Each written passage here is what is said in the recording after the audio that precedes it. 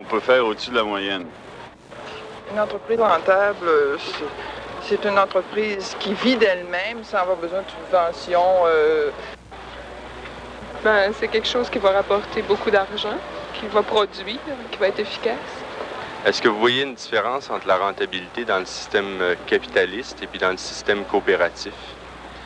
Oui, parce qu'en fait, le profit est partagé beaucoup plus dans le système coopératif. On n'a pas le même objectif en partant. La rentabilité, c'est une façon, en fait, pour les gens de gagner beaucoup d'argent et puis réaliser leur but.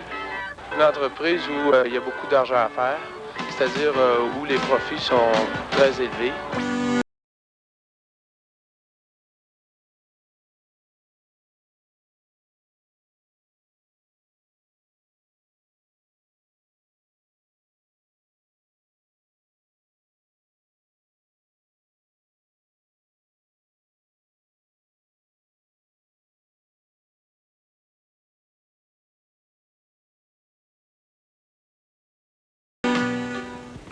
Aujourd'hui, nous allons nous demander si une entreprise coopérative s'administre de la même manière et dans le même esprit qu'une entreprise capitaliste. L'entreprise capitaliste, on le sait, cherche à mener ses opérations financières de la façon la plus rentable, la plus profitable possible. L'entreprise coopérative, elle, dit « je suis en mesure et je suis prête à respecter cette exigence de la rentabilité, mais je suis capable d'ajouter quelque chose de plus. Je suis capable de respecter, outre le critère de la rentabilité, celui de l'utilité sociale. » Par conséquent, nous allons nous demander aujourd'hui si l'entreprise coopérative est en mesure de respecter cette double exigence de la rentabilité et de l'utilité sociale. Pour vérifier si l'entreprise coopérative est en mesure de satisfaire ces deux exigences, nous allons lui adresser 4 questions. Nous allons lui demander d'abord, est-ce que vous vendez à n'importe qui? Ou si, par exemple, dans un magasin coop, vous restreignez vos ventes à ceux qui sont membres. Deuxièmement, nous allons lui demander, est-ce que vous vendez à n'importe quel prix? Ou si vous essayez de limiter les prix de façon à ce que les membres bénéficient d'une ristourne immédiate ou annuelle. Troisièmement, nous allons lui demander, vendez-vous n'importe comment? Et à ce moment-là, nous allons regarder le magasin de consommation, le magasin coop, et nous allons voir s'il recourt à tous les trucs de publicité moderne ou si, quelque part, il met un frein aux méthodes modernes de mise en marché. Et finalement, nous allons lui demander, est-ce que vous vendez n'importe quoi, c'est-à-dire est-ce que vous prenez n'importe quel produit, ou si, encore là, vous respectez certaines limites. Selon les réponses qui vont nous être offertes à ces 4 questions, nous saurons si l'entreprise coopérative diffère dans ses perspectives de l'entreprise capitaliste. Cependant, il y a un point qu'il va falloir surveiller tout au long de ces exposés, et c'est celui-ci. Les perspectives vont changer selon qu'on parle d'une coopérative de consommation ou d'une coopérative de production ou de mise en marché. Par exemple, dans une entreprise qui est vouée à la consommation, comme le magasin Coop-Prix de Thetford que nous allons observer de près, à ce moment-là, on cherche à abaisser le prix de vente des produits d'alimentation de manière à ce que les membres paient le moins cher possible. Si au contraire, on regarde une coopérative de production comme les Pêcheurs Unis, à ce moment-là, c'est l'inverse. Ce sont les membres qui essaient d'élever le prix de vente de leurs produits de manière à avoir un mieux-être constant. Nous allons donc regarder maintenant l'entreprise coopérative pour voir si elle satisfait la double exigence de la rentabilité et de l'utilité sociale. Dans un coprix comme le vôtre, M. Lebel, est-ce que vous vendez à n'importe qui? Non, ici, au Coop-Prix, on vend seulement à nos membres. Seulement à vos membres? Seulement à nos membres. Mais comment devient-on membre? Oh, c'est facile. Les gens ont en ce moment à prendre un capital social et la part sociale est à $1. Et ils sont membres à vie. Avec leur carte de membre, ils sont membres à vie. Puis c'est un capital social. C'est un prêt qu'ils font à l'entreprise. Et ce $-là, s'ils veulent se retirer, on peut leur remettre en n'importe quel temps. Mais vous tenez quand même à ce que les gens fassent un geste quelconque pour devenir membre. Ah oui. Ici, là, nous autres, il faut que je sois membre. Quelqu'un qui vient, il y a un contrôle à l'entrée et ils présentent leur carte de membre. Et là, ils entrent, font leur magasinage, ils font leurs achats. S'ils ne sont pas membres, on leur explique pourquoi et on leur demande de devenir membre.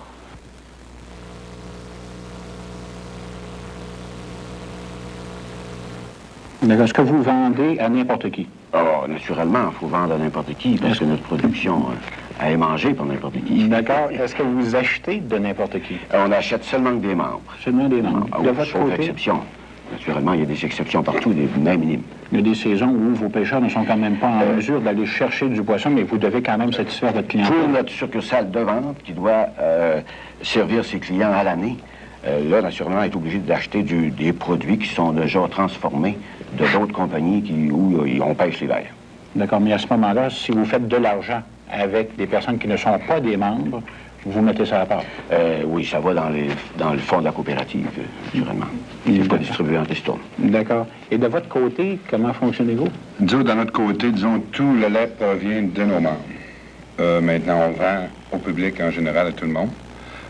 Nous avons d'autres services aussi. Disons que les produits laitiers, c'est un département. Nous avons d'autres départements aussi qui s'adaptent surtout aux cultivateurs ou qu'on peut leur fournir tout ce qu'ils ont besoin sur leur ferme. Vous êtes tous les deux dans des coopératives qui s'occupent de production et de mise en marché. Pourriez-vous nous dire qu'est-ce qui pousse les gens à bâtir des coopératives de cette nature-là? Dans la consommation, on comprend davantage parce que les gens veulent abattre le prix d'achat. Mais dans votre cas, par exemple, M. Dupuis? Dans notre cas, c'était tout particulièrement la pêche. Et ça a été un besoin. Les pêcheurs ont senti le besoin de s'organiser et on pêchait à la morue, on la faisait sécher toujours à l'ancienne manière depuis 200 ans.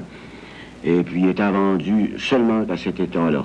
C'est vrai que dans ce temps-là, on n'avait pas la congélation d'aujourd'hui. Et puis leur poisson, il était presque pas vendu une bagatelle, et puis il n'y avait pas d'autre marché que le marché d'Italie. Ils se sont dit, si on s'organise, puis on se met ensemble, peut-être qu'on trouvera d'autres moyens de le transformer puis le vendre. Et le seul moyen, c'était de s'organiser en coopérative. Et il n'y avait pas d'argent, mais on dit pour une pièce de part chacune. Donc, on a organisé dans à peu près toute la Gaspésie, dans chaque village, une petite coopérative qui a commencé par produire du poisson séché, ce qui se connaissait d'abord. Ça se vendait toujours un peu. Ensuite, on a organisé des usines pour la préparation des filets de morue et d'autres poissons congelés et frais. Ça veut dire qu'avec une pièce de contribution au commencement, vos gars étaient capables de contrôler leurs produits à partir de la mer jusqu'à la table du consommateur. C'était l'idée, là, on a organisé des petites coopératives. Ensuite, on s'est organisé une fédération qui s'occupera de la mise en marché des produits. Et puis c'est là que Pêcheurs Unis a été fondé pour vendre ce produit-là et puis trouver des manières de le transformer pour l'amener à la bouche du consommateur. Afin que le pêcheur en tire le plus possible. Est-ce que ça ressemble à ce qui s'est passé du côté du lait? Oui, c'est comme dans toute coopérative, c'est né d'un besoin. Un besoin de protection des membres, un besoin de service, un besoin de qualité de produit. Je pense que c'est l'histoire de la coopération dans la province de Québec, elle est née d'un besoin. Vous en avez combien de membres ici? On est rendu à 6500. Mais à ce moment-là, avec 6500 membres qui vous donnent chacun $1, ça vous permet quand même pas de financer l'ensemble de vos opérations? Non. Non, disons que le financement, c'est sûr qu'avec le 6500 c'est pas ce qui a financé le Coopri ici, le Coopri de Thetford. C'est qu'on a un autre moyen de financement. C'est que le dollar, la part sociale, ça, c'est l'appartenance à l'entreprise. D'accord. Si les gens viennent, puis là, sont copropriétaires de l'entreprise. Pour ce qui est du financement, pour ce qui est de notre région, quand on est venu à faire l'organisation du Coopri, on a été dans le public de notre région. Et là, on a émis ce qu'on appelle le capital privilégié. On a mis des parts de 100 $, et c'est avec les gens de notre région. On a ramassé quelques mille dollars. Et le reste du financement qui a nécessité ici, qui était de 250 000, c'est la Fédération des magasins Coop qui a financé la différence. Si vous décidiez de vendre à n'importe qui, pas seulement aux membres, mais à d'autres personnes, avez-vous l'impression que financièrement, ça vous aiderait? Financièrement, je pense que oui. Mais coopérativement, je pense que non. Je veux dire, moi, pour un cas, ça fait déjà quelques années que je suis dans le mouvement coopératif, et des expressions peut-être là qui vont venir, mais quand on était sur l'avenue Labbé, avec un coop traditionnel, pour moi, c'était une coopérative impure. On vendait à tout le monde. Et ici, à Coop-Prix, c'est une coopérative pure. On vend à nos membres exclusivement. Et en vendant à nos membres exclusivement, avec la formule qu'on qu'on lui a organisé, la participation des gens à marquer les prix, etc., là. Mais ça, je pense que pour les individus québécois, les membres, les gens qui viennent, ils découvrent davantage le sens de la propriété.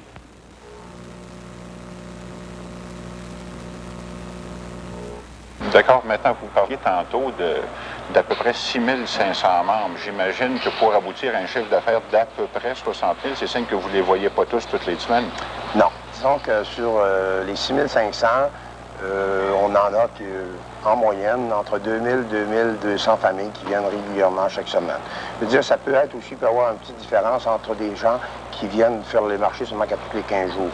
Mais ça ne représente pas un... C'est 2000, 2200, 2300 familles qui viennent régulièrement quand même.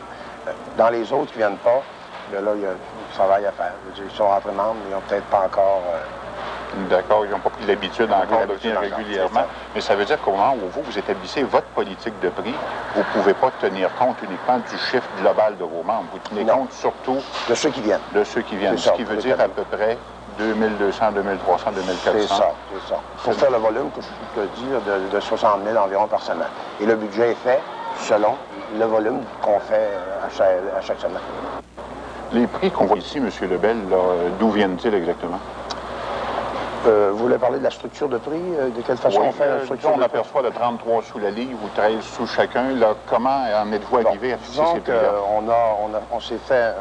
on a une étude de rentabilité de Coop Prix. Le magasin est divisé par département. Et vous avez ici le département de légumes où on applique le prix coûtant du fournisseur, le prix qui nous coûte, plus le coût d'administration. Sur ça, on se base. Et avec des prix scientifiques, je veux dire, l'épicerie va être un petit peu moins parce que le volume de la demande du consommateur est plus grand.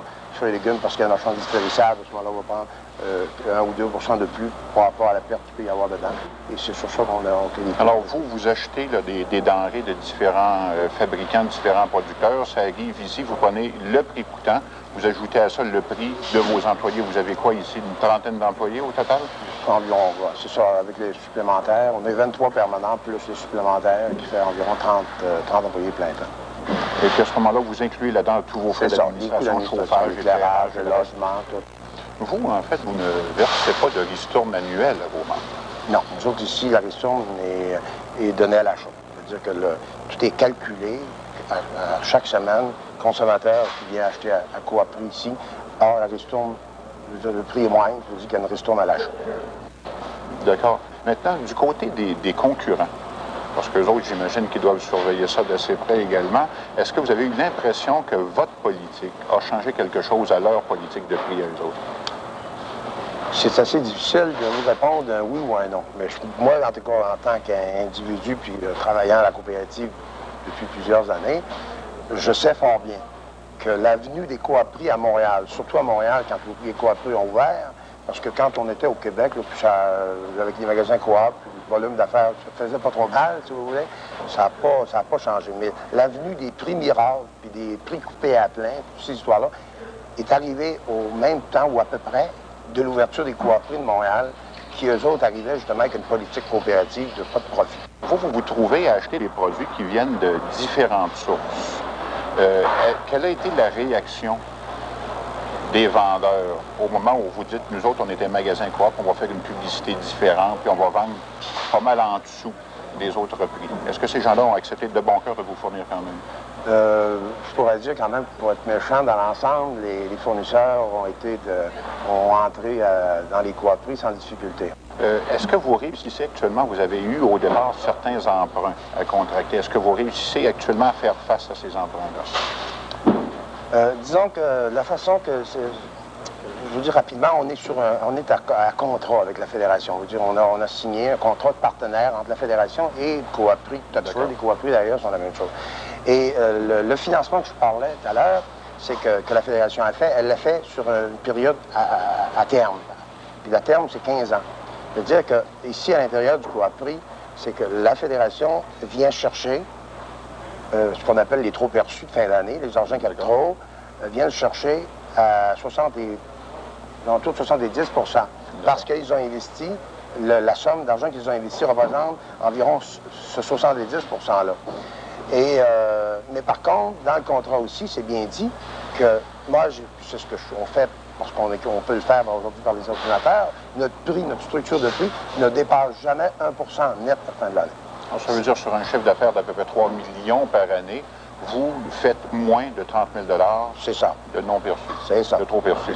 Ça veut dire que ça peut, le financement de Coop Prix de Thetford d'ailleurs ne pénalise pas d'aucune façon les consommateurs de la région pour la question des prix. Quand on s'est associé avec la Fédération des magasins Coop pour ouvrir Coop Prix à Thetford, on a pensé au développement coopératif provincial. Et la Fédération, la partie qui lui revient dans notre contrat d'association, c'est ce qui permet le développement des autres Coop Prix ou des autres coopératives au Québec. Est-ce que le prix de vente, vous le contrôlez, vous, par exemple, M. Lévesque? Dans le cas du lait, il est très difficile à contrôler parce qu'il est fixé par la Régie des marchés agricoles. Tandis que, et de même que le prix à l'achat du lait, il est fixé par la Fédération des producteurs du lait du Québec. Donc, nous autres, on a une marge d'achat, on a un prix d'achat, un prix de vente, et on doit marcher avec la marge, opérer, transformer le produit le plus économiquement possible pour arriver à une certaine rentabilité dans l'organisation. Alors, de votre côté, comment faites-vous pour calculer combien de sous vous donnez pour une livre de poisson à un de vos membres? Les prix d'achat, comme on peut dire, on établit à deux prix. D'abord, il y a le prix d'avance. Le prix d'avance s'établit d'après le prix de vente du produit transformé, moins naturellement les coûts de transformation. On se garde toujours une petite marge. Ensuite, à la fin d'année, on fait une remise finale, si vous voulez. Là, c'est ça qui fait le prix final d'achat aux pêcheurs. D'accord. Alors, pour vos membres, ce qui est important, c'est de vendre le produit au meilleur prix possible sur le marché. Meilleur prix possible, puis recevoir le plus possible de leur vente. De votre côté, c'est pas tout à fait pour obtenir le meilleur prix possible. Non. Disons que nous autres, c'est surtout, peut-être qu'on fait le travail peut-être pour la compétition, mais nous autres, c'est de faire boire du lait, faire manger du fromage, faire déguster la crème glacée. Je pense que pour augmenter les ventes, il faut éduquer la population sur la qualité du lait, la qualité de la crème glacée ou du fromage. Mais si vous êtes vraiment efficace, puis dans votre cas, ça peut être un bon test pour mesurer votre efficacité, si vous êtes vraiment efficace, vous payez le même prix que Borden à un producteur de lait, par exemple, vous le vendez au prix fixé par la Régie des marchés agricoles. Si vous êtes aussi efficace ou plus efficace que l'entreprise à but lucratif, ça veut dire que vous êtes capable de dire aux producteurs, là, aux paysans, on va vous redonner quelque chose. C'est ça, oui. Si à la fin de l'année, il y a un trop perçu, on va leur remettre. Donc, automatiquement, il y aurait plus pour son lait, même s'il y a une fédération pour fixer le prix. Fait que vous cherchez par les mêmes méthodes commerciales que tout le monde à vendre le plus cher possible selon les prix du marché. Mais est-ce qu'à ce moment-là, vous allez vendre aussi cher à une autre entreprise coopérative qu'à n'importe quel client?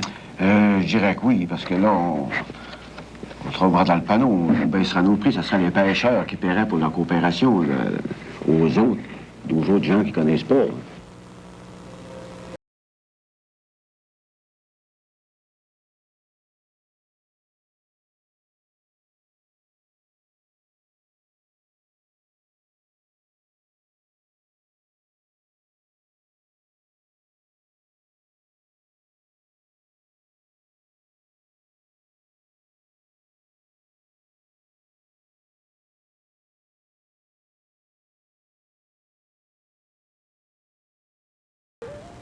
Mais comme groupe, les magasins Coprix ne font pas tellement de publicité. Non. Disons qu'au niveau publicité, c'est banni. Je veux dire, la publicité commerciale qu'on voit traditionnellement, d'offrir des produits à rabais, ceci, c'est comme la politique de Coop, c'est défendu. On se dit, l'argent qu'on donne en publicité là, à des organismes ou à des radios ou ailleurs, à ce moment-là, on ne le donne pas, mais on l'applique sur les prix.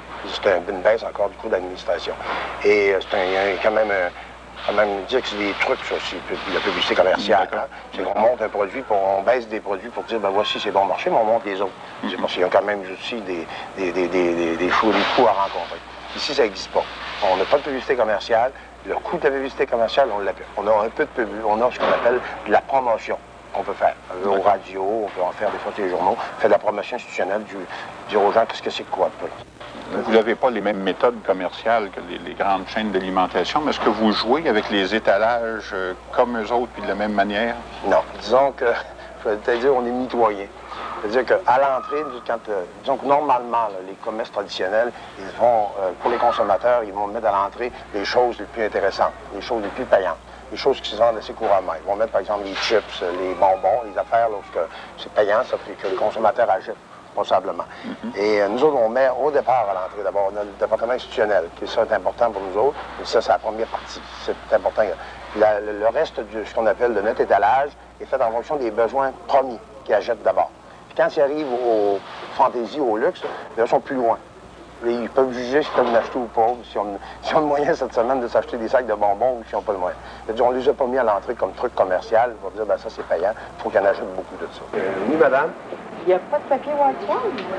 Ah, je dois vous expliquer. La politique du coop-prix et des coop-prix, c'est d'empêcher la multiplicité des produits. Pourquoi est-ce qu'il y a des compagnies comme ça qu'on ne tient pas et on consolide notre pouvoir d'achat ou même à une compagnie pour avoir un meilleur prix. Ça fait que ça nous permet de donner un meilleur prix à nos membres et dans plusieurs domaines dans l'alimentation, dans l'épicerie. Les prix, est-ce que ce sont pas vos membres eux-mêmes qui les inscrivent ou qui vous aident à les inscrire? Ouais, ici, vous voyez que les prix sont sur le bord de la tablette. Il n'y a aucun produit marqué. C'est les consommateurs, ce sont les membres eux-mêmes qui, avec des crayons, viennent prendre leurs produits puis inscrivent 44 sous ce paquet de biscuits-là, ils le déposent dans le panier. Le pourquoi de ça, il y a deux buts.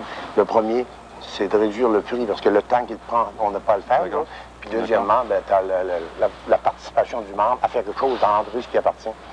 Mais je voyais également que sur vos étalages, à certains endroits, vous avez des conseils qui sont inscrits pour les consommateurs. N'oubliez pas de faire peser ici et le reste et le reste. Où est-ce que vous voulez en venir exactement avec ça? C'est encore la même chose qu'un peu comme on vient de parler, la question des prix. C'est de faire comprendre aux consommateurs le véritable rôle comme individus ils ont à jouer dans l'entreprise. Fait qu'on leur dit, aidez-vous à vous aider, là. Marquez vos prix, n'oubliez pas d'arrêter à tel endroit pour faire peser vos légumes, par exemple, ou vos fruits. C'est de démontrer le sens de la propriété collective. Ça lui appartient réellement. Est-ce que d'autres services que vous donnez aux consommateurs? Notre service de l'EPIC. Oui, en quoi ça consiste exactement? Le service de l'EPIC, ça c'est quelque chose de formidable parce que ça c'est un organisme qui est à l'intérieur des coop-prix, qui se veut à la défense, qui est là pour défendre les consommateurs sur n'importe quoi, n'importe quel sujet, qui consommateurs, on fait aussi aux cuisines de l'EPIC des expériences font des tests en somme sur les produits que vous vendez. C'est ça, ils font des tests. Ils vont venir chercher, par exemple, une boîte de poivre, puis ils vont l'ouvrir, puis ils vont trouver la quantité d'eau qu'il y a dedans, la quantité de poivre, la quantité de roche. Des fois, ils vendent des roches, puis les dire aux consommateurs, voici la qualité, puis on va mettre la conseillère en consommation va mettre des petites annonces là, qui expliquent ça aux consommateurs. Voici ce qui se produit avec ce produit-là. Et à ce moment-là, j'imagine que l'Institut de promotion, c'est comme ça que ça s'appelle, des intérêts du consommateur, eux autres, ils ont quand même porté jugement sur un certain nombre de produits. Ah oui, que ce soit la crème glacée ou la margarine ou des choses comme ça. Mais est-ce que ce sont des produits qu'on retrouve chez vous, ça, quand même? Oui. Disons que là, vous avez vu le réveil du consommateur qui est distribué aux membres des coop-prix, qui dit, par exemple, l'analyse des crèmes glacées, des margarines, des eaux minérales. Ouais. On l'a dans le magasin. Je veux dire, il y a une demande, puis on est obligé d'en mettre. En tout cas, on essaie d'en couper, mais on en met. Mais on en met, mais on dit quand même aux consommateurs, voici ce qui se produit. Il est là, mais... Si je comprends bien, vous avez les tests qui se font. Oui. Et à ce moment-là, si l'Institut de promotion des intérêts du consommateur dit ce produit-là, il vaut peut-être pas autant d'argent qu'on le dit ou il n'y a pas la même valeur nutritive, vous allez transmettre l'information au consommateur. C'est ça. Mais vous n'en êtes pas rendu au point de supprimer le produit. C'est le consommateur qui va décider. On a libre choix quand même. On le met là, il est libre choix, puis, mais on l'avertit des dangers, on l'avertit de la valeur nutritive, on l'avertit de tout ce que le produit peut contenir.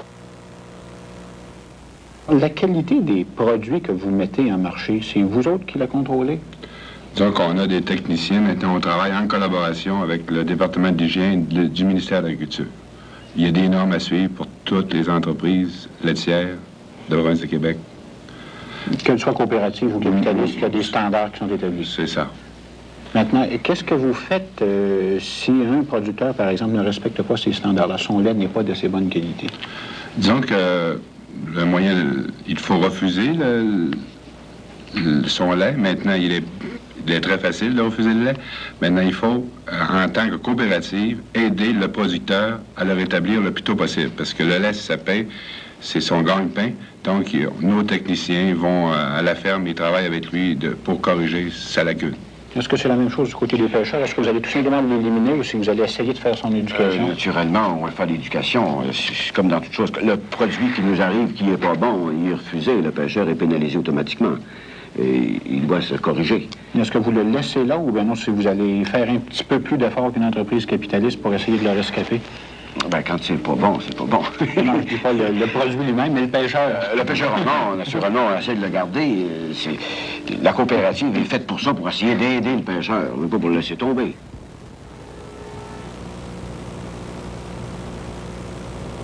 Pour survivre, je crois qu'on doit administrer la coopération exactement comme l'entreprise privée. Il faut avoir des budgets, il faut surveiller les rendements, il faut...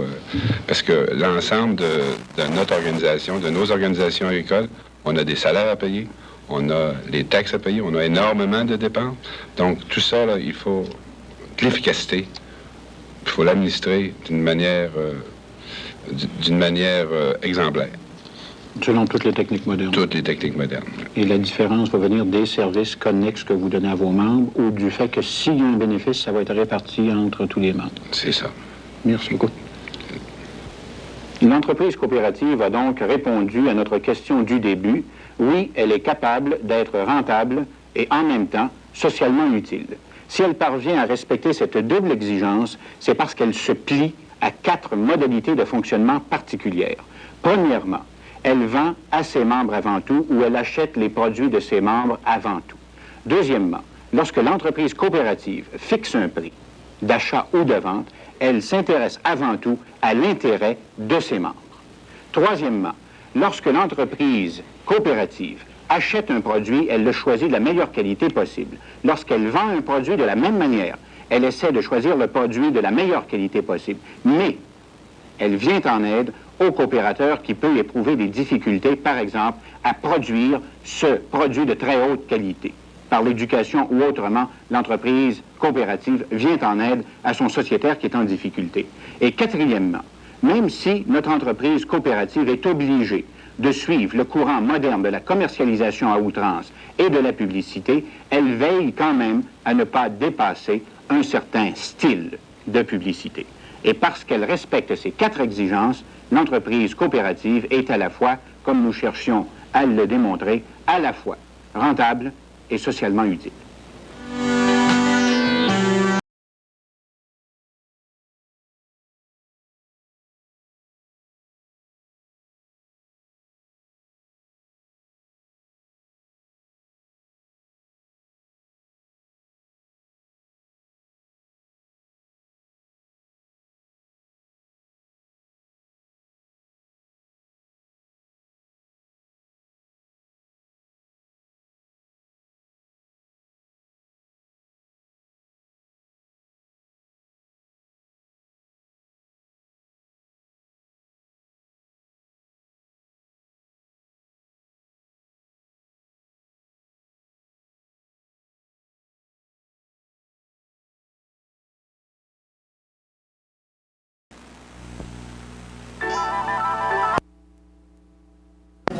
Est-ce que vous avez des enfants? Ah, j'ai des enfants, oui. Combien? J'ai des grands enfants. J'ai 3 enfants. J'en ai une qui vient de se marier, elle a 21 ans. J'ai un garçon de 18 ans, puis j'ai une fille de 15 ans. Est-ce que vous travaillez? Je travaille pas à l'extérieur, mais je crois que je travaille chez nous. Oui. Va bien. Oui. Bon. Qu'est-ce qu'on dit, là? On a 1, 2, 3.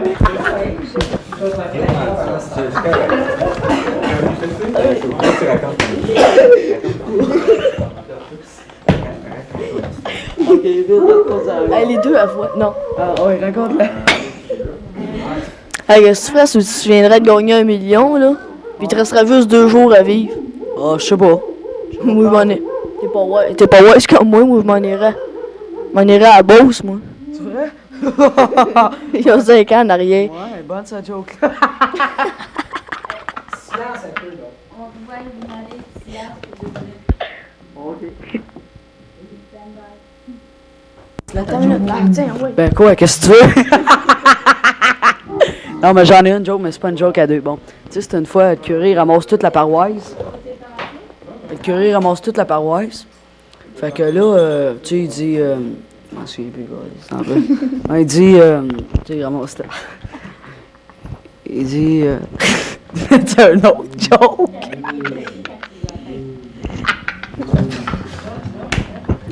Hey, veux-tu ça raconter une histoire vite? Oui. Tu racontes un autre? Non.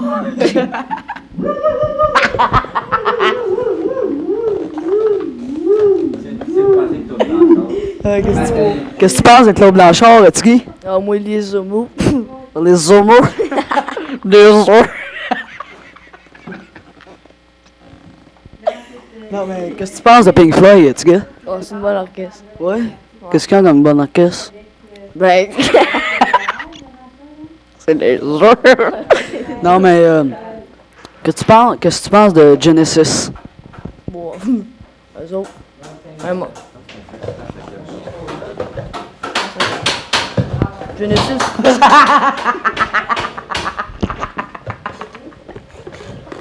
Qu'est-ce que tu penses de Genesis? Ils sont plates. Non, mais franchement, là, fini joke. Qu'est-ce que tu penses de toi, c'est correct? OK. Une fois, tu sais, le curé ramasse toute la paroisse. Il demande aux paroissiens, il dit levez vos mains, celles qui veulent aller au ciel. Tout le monde levait leurs mains à part d'un pactant en arrière. Le curé disait comment ça, non, toi, tu veux pas aller au ciel? Et le gars, il arrive, oh, moi, je suis pas fort là-dessus, les voyants organisés. N'as-tu une, toi? Ouais. Une fois, c'était un gars, il voulait aller à Chicago en train.